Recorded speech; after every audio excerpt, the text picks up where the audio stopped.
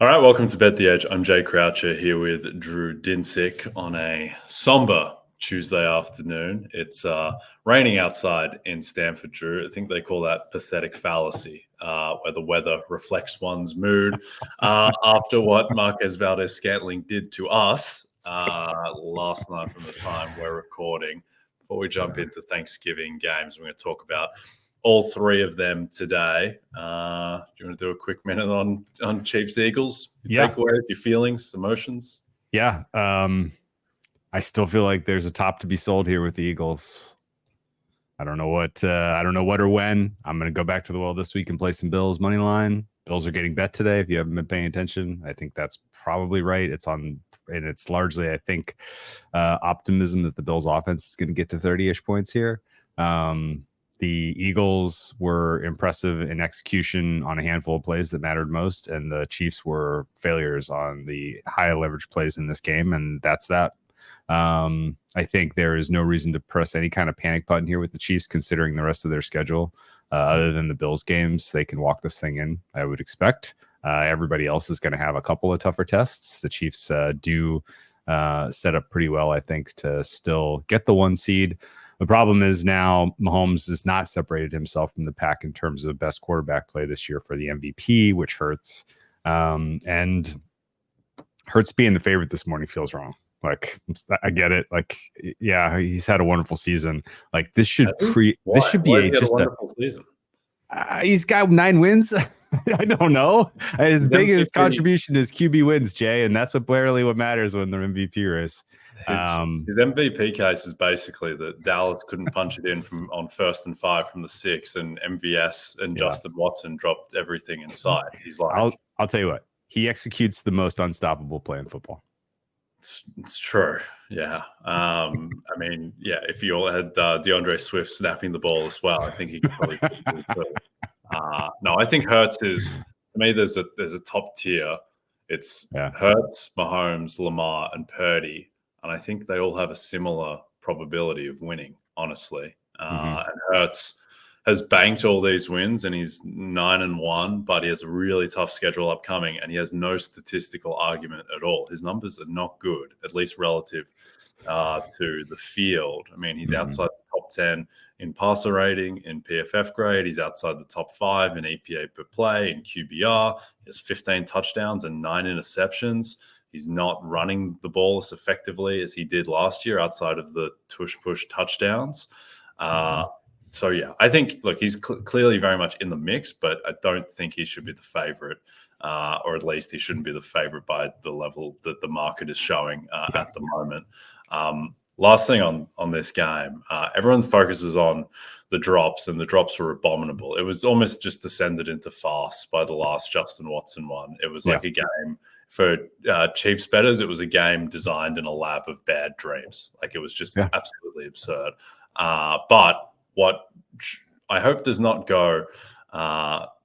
get missed in the discourse around this one as we look back on it is that Andy Reid punting on 4th and 4 from the 39.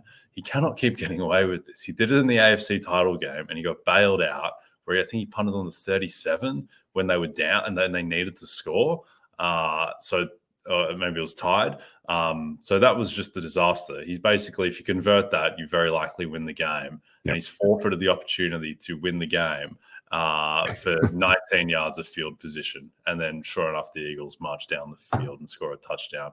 It's amazing that as allegedly phenomenal a coach as he is and an offensive mind, just to not understand your personnel. Mahomes is the best quarterback in history, I think, at converting a 4th and 4. And they were rolling on those on 3rd down plays all night. And to punt the ball there is just, I mean, at that point, you've angered the football gods and you deserve to lose. But that was a debacle. Yeah, I mean, the only thing that was missing from sort of classic Andy Reid shenanigans was when they got the ball back, he somehow had all 3 timeouts still. Or, like usually he's managed to bottle the end of game in addition to leaving winning probability on the field with the punting decisions. But no, I mean, 2 Super Bowls in your resume, and the media is, I guess, afraid to ask those questions. Why'd you do that? And, as you mentioned, the drop by MVS in particular was so spectacular visually that that kind of steals the show. But no, I don't think you can put Andy Reid in the conversation among the best coaches schematically in the NFL. And, the margins are narrow and you're up against a guy who's good at it and Nick Sirianni, then you're going to pay the price. Nick Sirianni made the fatal decision to punt. That was like his one mistake as a head coach in the Super Bowl, and it probably cost him that game. I think, it's pretty clear that there are only a handful of coaches you can count on to consistently make the right decisions at this point. You take a guy like Dan Campbell, who just has a natural aggressive streak, over a guy like Andy Reid, especially when you have, the evidence of not trusting Mahomes. It's tough to wrap my brain around. Yeah, it was a strange one. And look, I don't think he's going to win Coach of the Year this year because the team is viewed as a super team, and they won 14 games last year, and they've got a tough schedule coming up. So it's very unlikely that they run the slate and finish 16-1 or even 15-2. But I think Nick Sirianni might be the best coach in football when you consider what he does as in terms of as an offensive mind combined with his just aggressiveness overall and optimal decision making. Anyway, speaking of aggressiveness, Drew, on fourth down, the Detroit Lions are 7.5-point favorites at home on Thanksgiving against the Green Bay Packers. The total is 47. So my question to you is, how fraudulent do you think the Lions are after they were down 12 at home to the Bears with 4 minutes left? Wow. A lot of ways I could take this. I'm going to say not very. And it's for it's a couple specific reasons. So is the defense fraudulent? Yeah, absolutely. If you have the defense rated in the top half of the NFL right now, you need to explain yourself. Like, where exactly are you getting the data to support that this is the top half of the NFL defense as currently rostered? The other side of the coin, when the offense needed some efficient drives up against the Bears defense that's been playing well lately, they came to the table and they answered like emphatically efficient 2 touchdown scoring drives in the final 4 minutes of that game to get that win. And I think that actually tells you a little bit about this team that's valuable. And even beyond that, you look at some of the statistics that they put up with. This Bears team was stopping everything on the ground without really having to lift much of a finger the last 5 weeks. And the Lions generated 0.22 EPA per play on the ground against this Bears team, which is an outlier high number considering how well they were playing. And if your offensive line is run blocking that well, and if you're that balanced of an attack and you have, Ben Johnson calling good plays, you're going to be tough to beat. So I think ultimately the Packers, who deploy a little bit of a lopsided scheme defensively, ask you to run on them. They're going to get it. They're going to get a healthy dose of it this week. David Montgomery, Jahmyr Gibbs, these guys can probably. This is the kind of game where they each get a turkey leg from the John Madden 6-legged turkey, because both guys could definitely go over 100 yards here. I would be not shocked at all. Goff is a bit fraudulent. Like, he's a top 10 quarterback in the NFL, but only because everybody else has been so terrible. Like, he's not actually this good, but he does warrant this qualification considering the quality of play this year. So I think they have a good offensive coordinator. They have a good aggressive head coach. They have a nice balanced attack offensively, and they are the healthier team. Outside of one offensive lineman, I think it was Jonah Jackson, who missed practice today. They're pretty much at full strength.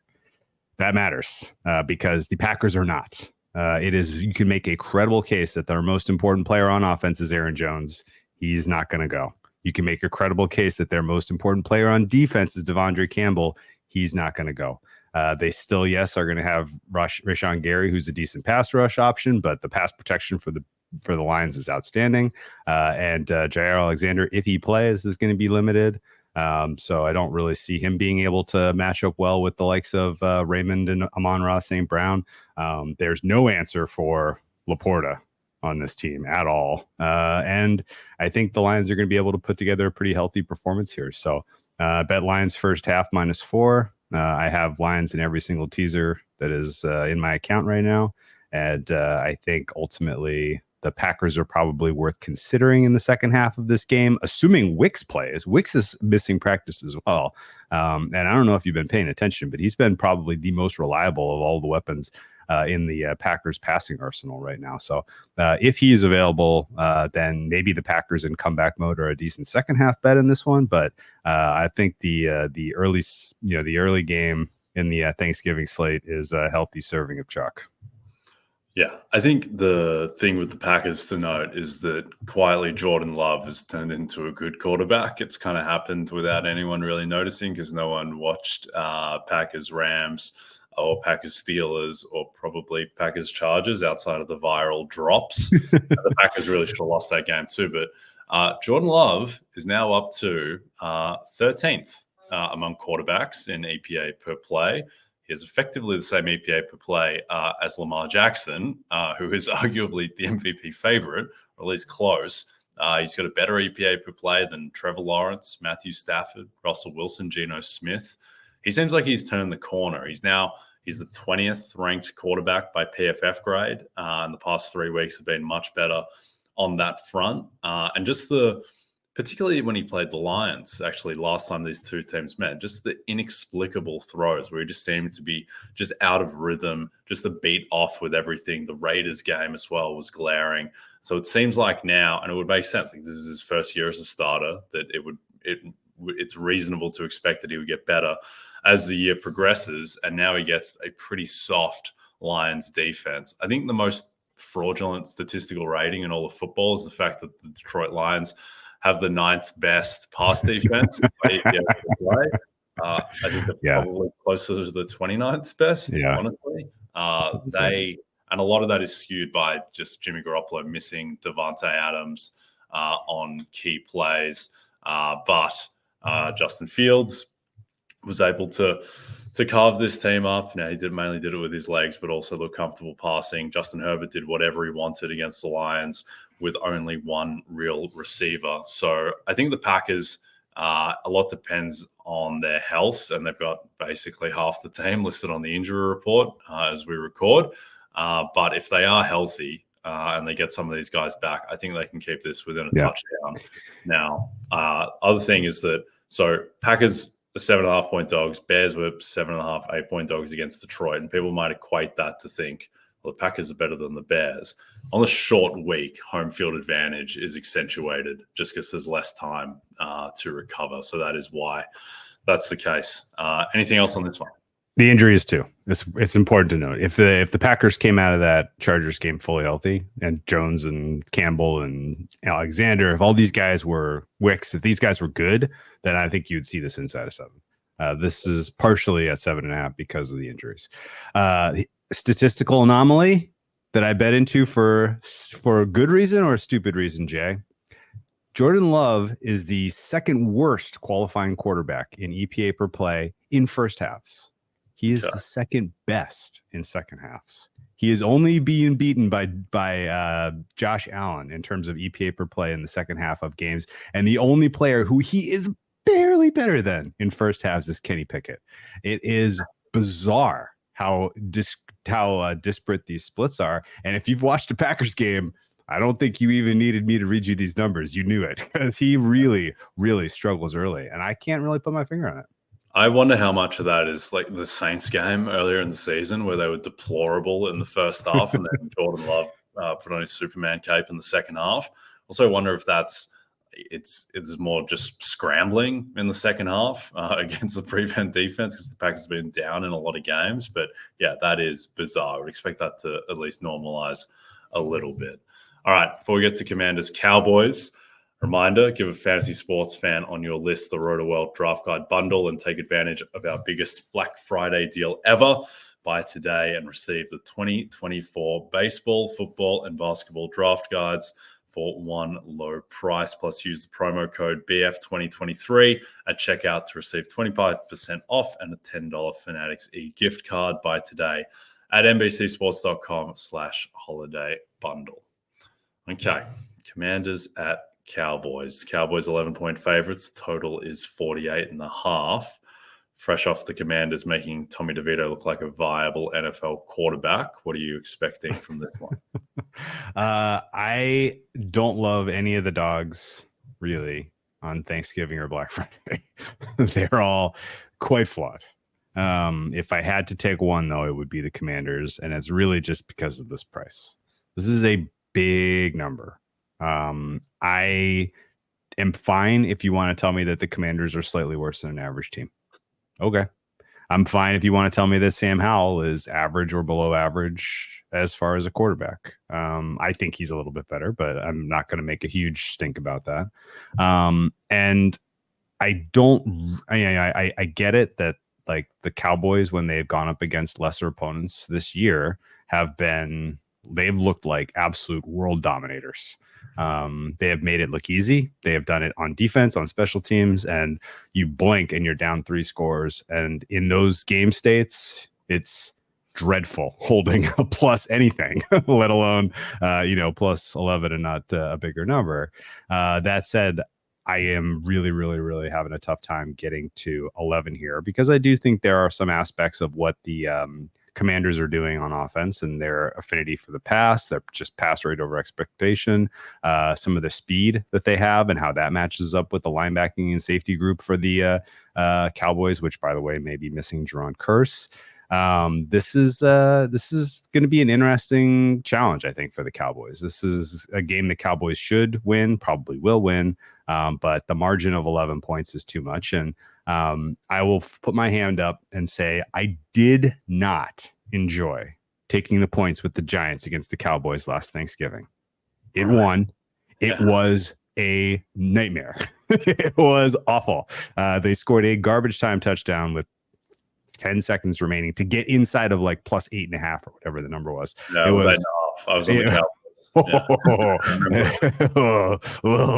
That was a dreadful experience. I don't know that I have the stomach to do it again, but at 11, this is Commanders or pass. And I think really you're just hoping that the Commanders can, get some game-changing pass rush stops out of the Cowboys and force them into field goals, not touchdowns on offense, because there are still some flaws with the Cowboys offensively. They're just, they're pretty one-dimensional. They're relying a lot on CeeDee Lamb. CeeDee Lamb has been missing practice as he got banged up last week, and he's going to go, but, he may be a step slow. The real kind of issue is Sam Howell takes a phenomenal amount of sacks. He has cut that down recently. And so I kind of want to just not bet this game and kick my feet up and hope that Micah Parsons somehow has 6 sacks. Is that too much to ask? Oh, yeah, it's certainly in play. And now Parsons has got some difficult matchups in terms of quarterbacks to sack. He's got to play Buffalo. He's got to play Josh Allen, Tua, Jared Goff. Those guys don't get sacked. So Parsons, to make up the deficit with Garrett, and we spoke about this on yesterday's show, but he's going to have to I think you want 3 sacks out of Parsons in this game, to be honest. Okay. And it's strange with Parsons because the Giants game, it just went completely under the radar. Like Parsons didn't register a stat in the game. It was unbelievable. It was just so bizarre that he basically, it's just the game that just disappears from his DPOY resume. Just nothing accumulated. Literally wasn't on the stat sheet. When you go to his game log, the game doesn't show up because he didn't register a stat. It's like I thought he got hurt. Yeah, no, he played. He's playing a lot. He had like a 55 PFF grade. Apparently, he just played really poorly. I can't say I watched a ton of Tommy DeVito against the Cowboys, but Parsons was back to being 100% Micah Parsons monster man against Bryce Young, just terrorizing young Bryce with his 2.5 sacks. And I think he's going to give Sam Howell trouble. Now, you did mention Sam Howell. He's gotten a little bit better at avoiding sacks recently, where they've played kind of heavier lines and more just 2 wide receiver stuff and just bringing in tight ends, just get more and more blocking. And I think I agree. If I was to take a side in this, and I'm not betting this game because it's not appealing to me at the current price, but I would be on the Commanders. I think that Howell has shown enough, particularly in the Philadelphia games, just to be able to move the ball against what might be a prevent defense in the second half. So I think that the Commanders should cover, but you might need every one of those 11 points. All right. Before we get to the big one, I guess it's kind of the big one with Niners-Seahawks. Your final helping on NFL football on Thanksgiving night is a battle of NFC West foes as Brock Purdy and the 49ers travel to Seattle to face the Seahawks. Plus, the holiday weekend wraps up on Sunday night in a star-studded matchup when Lamar Jackson and the Ravens face Justin Herbert and the Chargers in Los Angeles. 2 MVP candidates spread across Thursday and Sunday. The Niners, 6.5-point favorites at Seattle. Total is 43. Injuries have kind of wreaked havoc on this game. Hufanga is out for the season with a torn ACL. Unfortunately, on the Niners side, that is a big loss. And then on Seattle's side, Kenneth Walker has a strained oblique. He will miss this game almost certainly. Geno Smith, Pete Carroll said he expected to play. Now, not sure what's going to happen. Still expect he's probably going to play. But what's your read on this game? Yeah. If you didn't already hear the quote from Geno Smith, who was very brief in his media appearance today, was, "I've had better days." That's not good. He is dealing with a bruised tricep. I think it's in the vicinity of his elbow. So this is not a true elbow injury. But I think treating it as an injury that may impact his ability to be accurate along the boundary in the intermediate to deep part of the field is important to kind of think about. Because if you're going to attack the Niners, that's where you want to attack them. If you have a healthy Geno Smith with a healthy set of weapons, that's exactly where you thrive. And if Geno Smith is either unable to try to attempt those passes, if he's inaccurate with those passes, or if Drew Lock is throwing those passes, those are all huge problems for Seattle in terms of going blow for blow with the Niners, because I have bad news for the Seattle defense supporters. This team is going to get gashed. They are not rostered well to handle a Kyle Shanahan offense, even remotely. And you don't need to look at last year's game tape to come to that conclusion. The style of defense that they play and what Brock Purdy is excelling at is hand in glove. And I think that the Niners are going to be able to dictate this one with offense. And as long as their defense is remotely efficient, and if they're playing with a positive game state, I can't see that it wouldn't be otherwise. I would expect that the Niners get in and out of here with a pretty comfortable win. I think back to the Niners-Seahawks game on Thursday, middle of December last year. There was still hope the Seahawks could potentially steal the NFC West at that time. There were people with 40-1 tickets who were like, man, this would be pretty cool if they won this game. They closed 3-point dogs and were bet pretty aggressively in that one. It was the wrong side. And I can tell you that with perfect certainty. The Niners should have absolutely laid the floor with them in that game. And it was somewhat competitive late, but ultimately not a cover, not a win for the Seattle Seahawks. And the signs were there that this was going to be a tough matchup if they ran into each other in the playoffs. And what do you know? It was the 2-7 matchup. And yes, the Seahawks fought hard for a half of football there, but ultimately it came completely unglued in the second half of that game. And I would attribute the first half to a little bit of shaky Brock Purdy in his first playoff start. And I think, the level that he is performing at right now, like, who cares? We comment on the MVP race a lot in the context of the bets we have, the bets to be made, because we are actually handicapping not who is playing the best, but how the voters will respond to the results. Brock Purdy is playing the best of any player in the NFL this season. It's not even close. It's not even close. MVP unanimously, and you might not even finish in the top 3. If this was if this was an AI generated award that was specifically crunching the most numerical contributions to winning football, it's Brock Purdy, and it's by a mile. He's playing so well right now, and the blips that he's had were on the heels of a concussion. So if you're telling me that a lackluster Seattle defense, which you've gotten some standout performances from Devin Witherspoon, good pick, guys. You've gotten some nice pass rush moments from Boye Mafe, and there have been some semblance of good run defense at times. This Seattle team though is pretty fraudulent, I think, and they match up poorly. And I laid it with San Francisco, expecting that this is going to be a game where they can either play from ahead and put this team away pretty comfortably, or at a minimum, if it's competitive late, can pull away. So I think laying anything under 7 is a fair play. My fair is 7.5. And I think that incorporates an expectation that you're getting a 75% Geno performance. So we'll see. It's pretty remarkable that, and this line is trending towards 7. The 6.5 is juice, so it's effectively Niners minus 6.75. The Niners are minus 6.75 favorites against on the road against the playoff team. This Niners team is an absolute juggernaut now that they have everyone back. And yeah, I think back to that game last year as well in week 15, where the final score was 21-13 Niners, but Geno had a pick six called back by just an absurd roughing penalty against Nick Bosa. So that could have been 28-13. That was a mess. That game was not close, did not feel close. And I think that these two teams, they have the same weakness, which is that neither has a good offensive line. And Seattle has other weaknesses, but particularly that is the weakness of both teams. And the Niners on one side, on opposite Seattle's offensive line, they have Bosa, Armstead, and Chase Young and co. And they've shown that they can destroy Seattle's offensive line, unsurprisingly. And then on the other side, the Seahawks don't really have a pass rush to take advantage of the non-Trent Williams members of San Francisco's offensive line. So I agree. You got to hit part 2 here, man.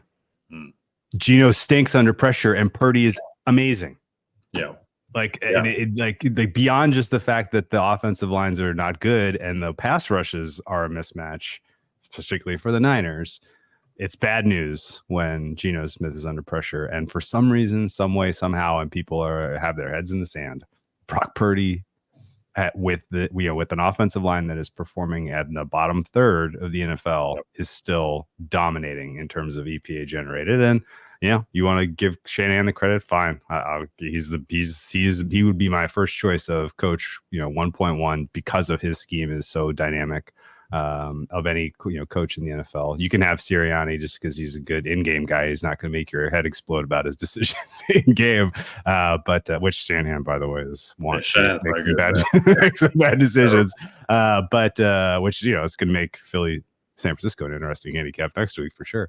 I mean, I think it's pretty clear that what Purdy is, what he's able to accomplish with what is going on around him is pretty outstanding. And I think a lot of people, at least let's hope the MVP voters, I know that they're probably a little older. I know that they're probably going to eat a lot of turkey. Let's just hope that they stay up to see Brock Purdy put on a show on Thursday night. Is that too much to ask? Yeah. So what do you think if, let's say, the Niners destroy the Seahawks or beat them comfortably, Purdy gives his typical performance, which is best quarterback in the NFL by margin this season, and then he goes into Philadelphia off a 10-day break against the Jalen Hurts, who is a statue right now. He looked horrible against the Chiefs, and he gutted it out, and he made the one big throw to Devontae Smith, which, by the way, was underthrown. But do you think if Purdy wins these two games that he's just MVP? He actually becomes the MVP favorite in the market. No, he's got to do it one more week. He's got to get Seattle twice. He's got to get Seattle twice. So the thing is, the MVP race, and you named 4 guys. You didn't name Tua, and you didn't name Dak. I think that all 6, I think it's a little bit of a flat earth right now in terms of what the real probability is, not what the market prices are. And 2 of these 6 will emerge as 1 seed candidates. And then they will get held up and scrutinized against each other, AFC 1 seed, NFC 1 seed, and the voters will probably split, and it'll be very close, and one of those guys will win. Right? That's my general sense of how the arc goes from here in. A lot of these guys play each other, and those results will be held up against each other. Purdy over Hurts would be huge for his case, certainly. Purdy over Lamar would be huge for his case, certainly. Tua could beat Dak and Lamar, and all of a sudden it's long forgotten that he can't beat win the high leverage game. So I think there is a chance we wake up in December one day, and Purdy is the 1 seed. I think it's very realistic that they beat Philly. Very realistic that they beat Baltimore. I think this is the best team in the NFL, and if they stay healthy, and you mentioned losing Talanoa Hufanga, and that does stink because he was playing at an All-Pro level, and I hope that doesn't cause some sort of ripple effect with the defense becoming just notably worse. But the offense is really what drives this rating for this team, and Purdy is the reason why. Yep. Two is an interesting one because I really don't see it now because his numbers have quietly tailed off. He's not been playing well lately after a really hot start. And I think this is probably an unpopular opinion, but I genuinely think that Tyreek Hill is more likely to be their MVP candidate at this point. I feel better about Tyreek getting to 2,000 yards and getting the credit. He just, everyone thinks he's better than Tua. And also just such a proportion of Tua's yards now going to Tyreek. And everyone, I think, thinks that Tua would be that Tua is somewhat a product of Tyreek and Mike McDaniel in a way that, strangely, I think Purdy's just been a lot better than Tua this season. And then secondly, McCaffrey just hasn't been – when's the last time McCaffrey ran for 100 yards? Like, it's been an eternity, it feels like. It's probably the Cowboys game, yeah? Or maybe week 4? It's been a while. Like McCaffrey's not having close to the season that Tyreek is having. Tyreek steals a lot more credit away from Tua than I think the Niners cast does from Purdy at this point, which is kind of strange, but that's what I think. So I think Tua is in a lot of trouble. I think Dak, there's a good chance that Dak is the most deserving candidate on merit, or at least there with Purdy by the end of the season. But I think that Eagles win against the Chiefs really might have sunk Dak because now they're 2 back. The Eagles have the tiebreak. The wonky, even if the Cowboys beat them in Dallas, I'm pretty certain that Philly will still have the tiebreak because Dallas lost that stupid game to Arizona in conference, and it goes to conference record or mutual opponent, and Philly will beat Arizona. So all a bit of a mess. But I think ultimately your MVP is one of Lamar, Pat, Jalen Hurts, or Brock Purdy. Yeah. You know what Dak shouldn't have done? He shouldn't have stepped out of freaking bounds. Yeah. Unbelievable, man. Unbelievable. I can't believe Riverboat and Rod didn't go for 2. We could have just killed off. It could have been. That's a great call. But yeah, no, I think, if you want to handicap the MVP market, do the mental exercise of holding up the 2-1 seed quarterback side by side and trying to figure out, when we get to that point, who are the voters going to decide between? If it's Hurts and Tua, they're probably going to choose Hurts. If it's Hurts and Lamar, it gets a little bit interesting. If it's Hurts and Pat Mahomes, I think they'll go Mahomes and kind of carry on from there. So it's going to be fun. I think Purdy has an advantage over Tua. I think he has an advantage over Lamar because he'll presumably have a head-to-head win if he's the 1 seed. And then the question of Purdy Mahomes is going to be fascinating if those are your 2 1 seeds. Yeah. I also think there's a chance that Purdy could do it from the 2 seed if Philly's only lost the rest of the way is to San Francisco, just because his numbers would be so much better. I think Purdy is close to automatic win if he runs the slate. And I make the Niners 8.5 to 1 to run the slate. And so I think that has to be the ceiling of what his price is because, one, they're just the best team in football, so they're going to be favored in every game outside of the Philly game, which is probably going to be pick, I think. I know the look at is Philly -1.5. I don't think that's going to hold at all. I think that the Niners are more likely to be favorite, if anything, off extended rest. So, yeah. What was your number? What was your number again? 8.5? 8.5 to 1. I'm a little shorter than you there. I'm 8 to 1. Right. I'm at 12.5% that San Francisco finishes with 14 wins. Yep. And I think that if he's done that, he's beaten Hurts, he's beaten Lamar, he's dented them, then you really I think he just beats Mahomes in any way at that point, but then you're just one Chiefs loss away from it pretty much being locked up at that point. I think. Anyway, it's going to be a big game. I think a reckoning is coming from Philadelphia, Drew. This team can't keep getting away with it. I think Buffalo will beat them. I've done a 180 on that. I think the Bills are going to beat them on Sunday. And then Perdito will twist the knife the next week. If I end up having to martingale against Philadelphia all the way till the Super Bowl, I'm going to do it. Yeah. Well, the thing is like Hurts can't move. He's like dragging his leg as he runs. He's not fast anymore. He's not quick. He's just like crazy, man. These sacks. Some of these sacks I thought were like there was a flag or something, and it was a false start because Hurts is just like ambling around. Oh no, there's Chris Jones again. Yeah, very peculiar. All right, well, crazy, we'll talk man. a lot more about the MVP race as the season goes on. But for now, we're done. Don't forget to check out NBCSports.com for more information to help you with your wagers. Thanks to everyone watching on the NBC Sports YouTube channel. If you're listening to us in podcast form, please don't forget to rate and subscribe.